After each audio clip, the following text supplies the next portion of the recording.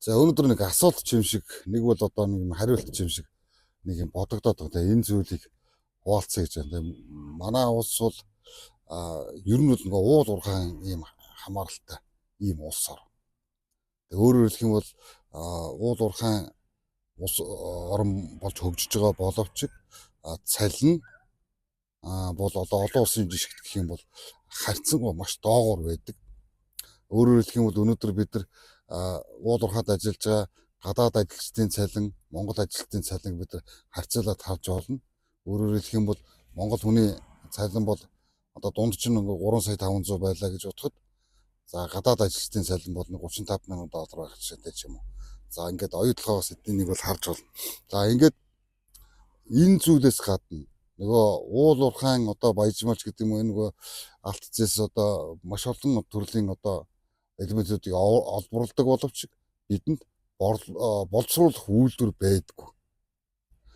Хэрвээ боловсруулах үйлдвэртэй бол бид нар чинь бас нөгөө зэсмэсээ одоо кабель уцч гэдэг юм уу те янз янзын болгоод бас өмнө дээр ажлын байр нэмэгдэх ийм зүйл.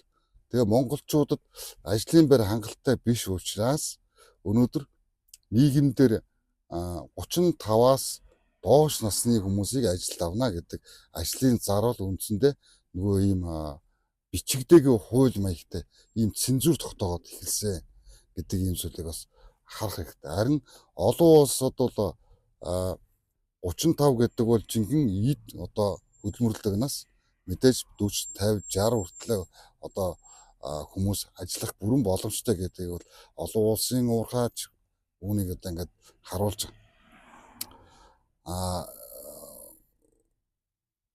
Сонгуульд зориулсан одоо нэг тийм халамжийн бодлоготой Монгол улс.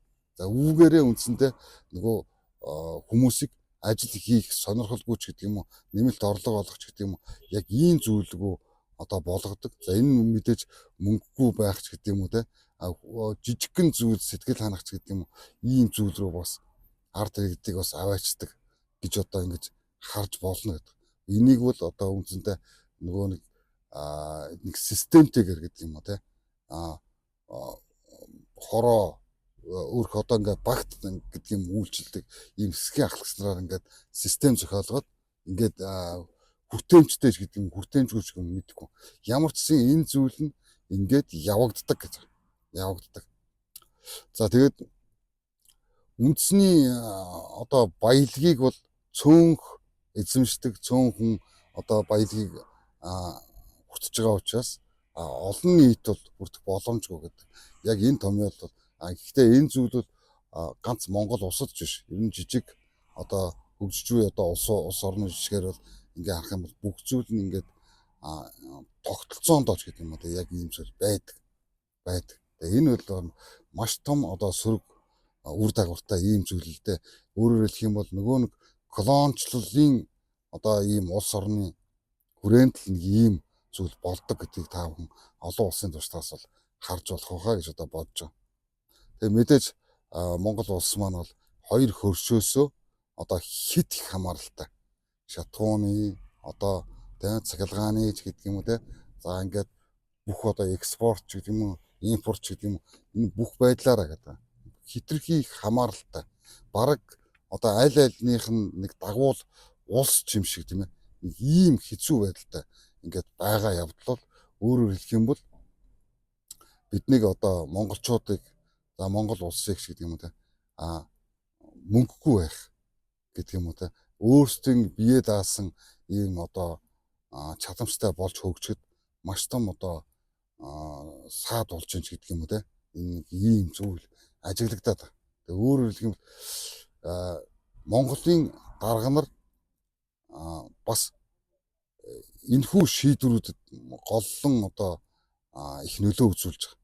Өөрөөр хэлэх юм бол Монгол улсад одоо бүтээн байгуулалт хөгжлийн ч гэдэг юм уу за мега төслүүд ч гэдэг юм уу те энэ зүйлүүдийг тендер гэдэг энэ зүйлээр нэрээр дандаа гадны компаниудад өгдөг те Монгол компаниуд биш Монгол компаниуд нь авсан байсан ч хятад ажилчдыг ч юм уу гадны ажилчдыг оруулж ажилтуулдаг.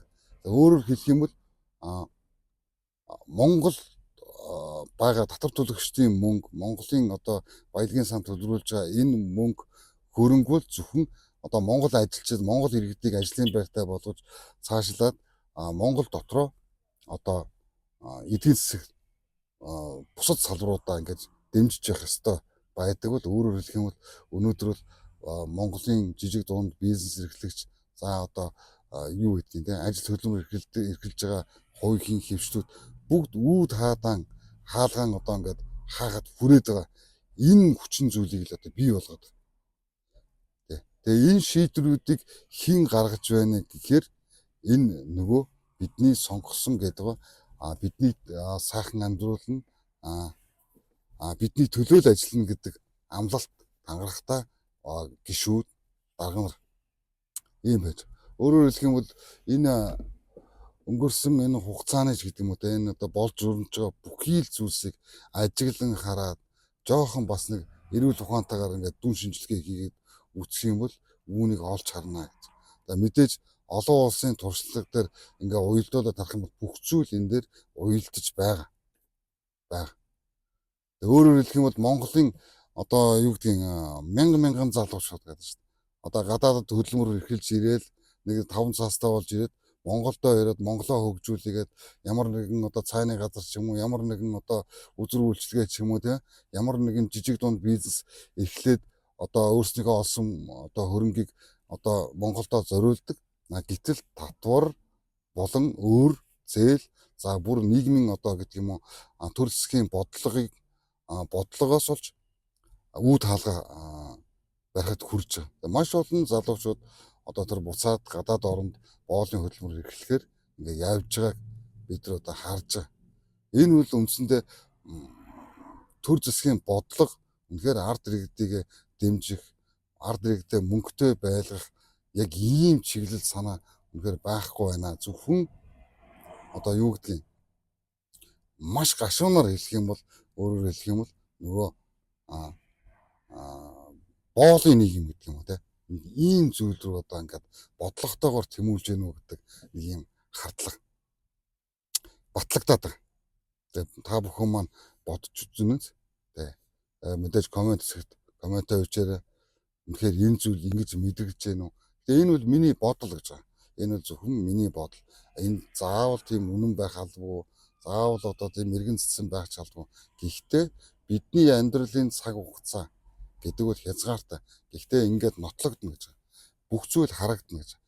Бид жоохон одоо нийгэмдээ нүдэ нэгээд зарим зүйлсийг жоохон ажиглаад харах юм бол энэ зүйл ингээд харагдаж байна гэж одоо би бодож байгаамаа. Тэгээд нэг ийм гэж байгаа.